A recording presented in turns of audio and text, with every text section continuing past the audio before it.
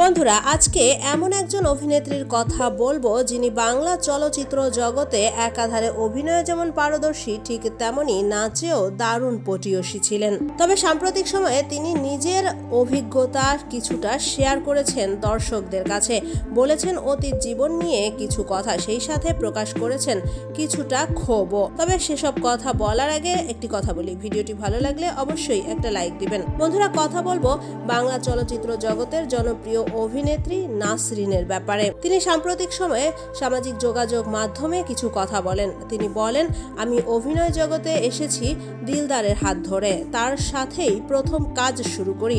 একাধারে অনেক সিনেমাতে দিলদারের বিপরীতে কাজ করেছি আমি। তবে এর ফলে আমাকে কিছুটা ক্ষতিরও সম্মুখীন হতে হয়েছে। অনেক সময় দেখা গেছে কোনো বিয়ের সম্বন্ধ আসলে অনেকেই মনে করেছে দিলদারের সাথে হয়তো আমার কোনো সম্পর্ক রয়েছে, অথবা আমরা হয়তো বিয়েও করে নিয়েছি।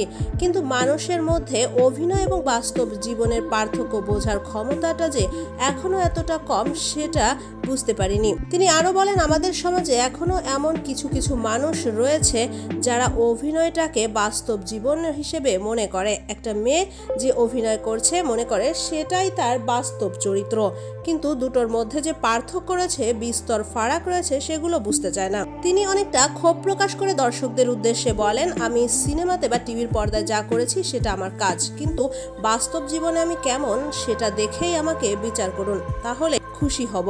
তো বন্ধুরা, ভিডিওটি ভালো লাগলে অবশ্যই আমাদের চ্যানেলটি সাবস্ক্রাইব করবেন।